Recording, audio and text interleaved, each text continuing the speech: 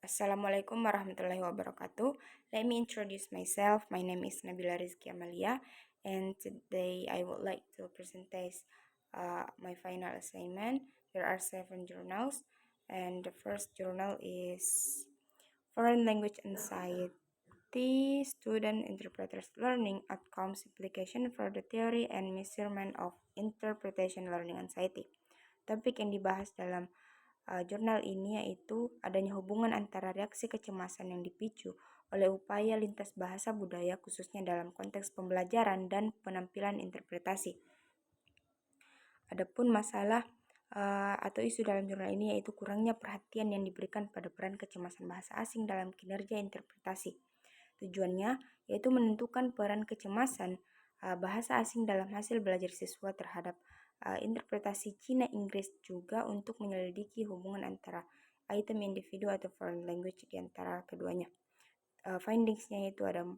Yang pertama, kecemasan sifat tidak terkait dengan nilai ujian tengah semester siswa. Yang kedua itu kecemasan bahasa asing secara signifikan dan negatif terkait dengan kedua ukuran hasil. Yang ketiga yaitu setelah mengontrol efek kecemasan sifat, hubungan antara kecemasan bahasa asing dan hasil pembelajaran interpretasi tetap signifikan. Yang terakhir yaitu sebagian besar item foreign language class memiliki hubungan yang signifikan negatif dengan kedua ukuran hasil. Adapun kesimpulan dari jurnal ini yaitu kecemasan bahasa asing yang itu merupakan faktor yang signifikan dalam hasil belajar interpretasi, dan hal ini juga harus lebih diperhatikan dalam penelitian tentang kinerjanya. Yang kedua yaitu jurnal The Correlation Between Students' Self-Confidence and Interpreting Ability.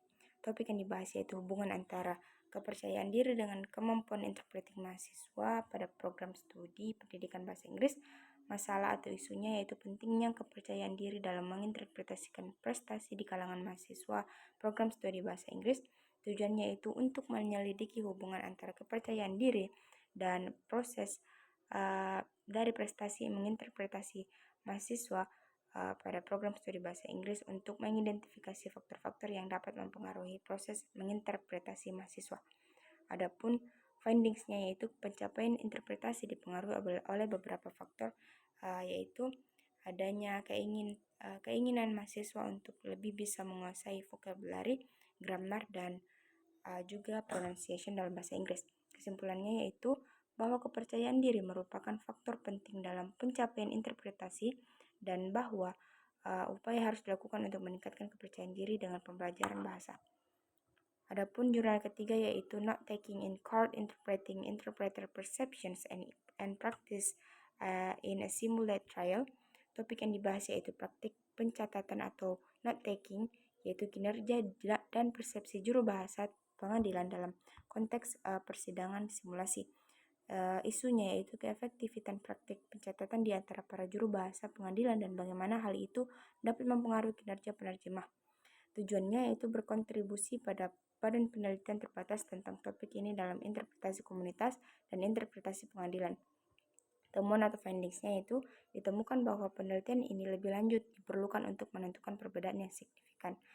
Adapun kesimpulannya yaitu mencatat adanya aspek penting dari juru bahasa pengadilan, dan penelitian ini juga menemukan bukti bahwa juru bahasa pengadilan profesional menggunakan teknik pencatatan atau note taking. Adapun jurnal keempat yaitu CO Construction of Empathic Communication in Interpreter Mediated Medical Consultations, a Qualitative Analysis of Interaction. Topik yang dibahas dalam jurnal ini yaitu peran interpreter dalam memfasilitasi komunikasi empatik antara dokter dan pasien dalam konsultasi yang dimediasi oleh juru bahasa. Adapun isunya yaitu potensi dampak model saluran pada kemampuan juru bahasa asing atau juru bahasa untuk bisa memfasilitasi komunikasi empatik antara dokter dan pasien dalam konsultasi yang dimediasi oleh juru bahasa. Tujuannya yaitu untuk menyelidiki bagaimana dokter, pasien, dan juru bahasa bekerja sama secara verbal, yaitu untuk mendiskusikan implikasi dari potensial dan di antara pertemuan mereka. Temuan atau findingsnya yaitu studi ini menentang pemahaman sebelumnya tentang adanya komunikasi empatik dalam IMC selalu diprakarsai dan studi ini juga menyoroti pentingnya dalam program pelatihan juru bahasa. Kesimpulannya, yaitu untuk meningkatkan kualitas komunikasi yang dimediasi oleh juru bahasa, layanan kesehatan. Adapun jurnal selanjutnya yaitu The Challenge of Interpreter in Interpreting Non-Native English Speaker, yang dimana topiknya membahas tentang tantangan yang dihadapi oleh juru bahasa saat menafsirkan penutur bahasa Inggris non-pribumi atau bukan penutur asli. Isunya yaitu tindak pidana informasi dan transaksi elektronik, dan tujuannya yaitu mengidentifikasi tantangan spesifik yang dihadapi oleh penafsir dalam kasus ini dalam menganalisis strategi yang digunakan untuk mengatasi tantangan. Adapun pendeknya yaitu mengidentifikasi beberapa tantangan seperti suara tertuduh yang lemah, fitur bahasa yang buruk dan tidak jelas, dan tata bahasa yang salah. Adapun kesimpulan dari jurnal ini yaitu penerjemah dalam menginterpretasi orang asing mengalami berbagai tantangan. Jurnal selanjutnya yaitu The Applications of Consciousness Rising in Teaching Translation in a Vietnamese Tertiary English Language Program. Topik yang dibahas yaitu menyelidiki keefektifan CR atau Consciousness Rising dalam lokakarya atau tentang penerjemahan dan mengeksplorasi apakah siswa dapat mengetahui aspek-aspek tertentu dari penerjemahan itu. Tujuannya yaitu untuk mengidentifikasi dampak dari CR terhadap perhatian siswa terhadap fitur teks dan dalam strategi penerjemahan. Adapun findings-nya yaitu menemukan untuk menunjukkan bahwa CR ini bisa mengomentari beberapa fitur teks penerjemahan yang diperkenalkan oleh siswa. Adapun kesimpulannya, CR dapat menjadi metode yang efektif untuk meningkatkan kesadaran siswa dalam praktik penelitian untuk pengembangan materi terjemahan dalam hal serta program bahasa yang serupa.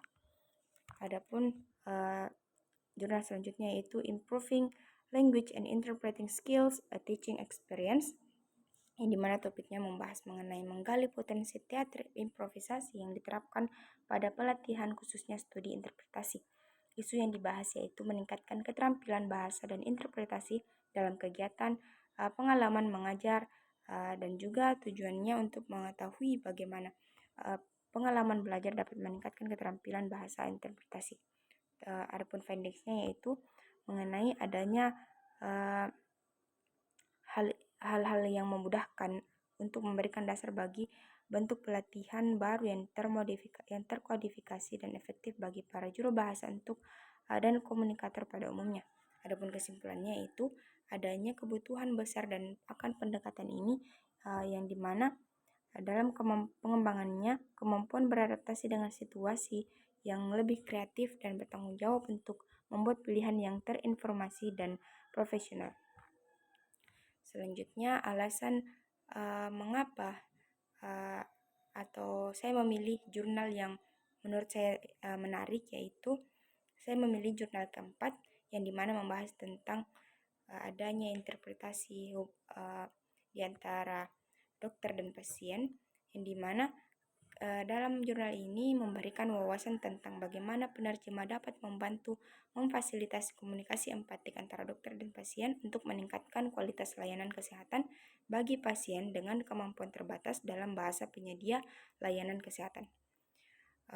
Mungkin that's all from me. Thank you so much. Wassalamualaikum warahmatullahi wabarakatuh.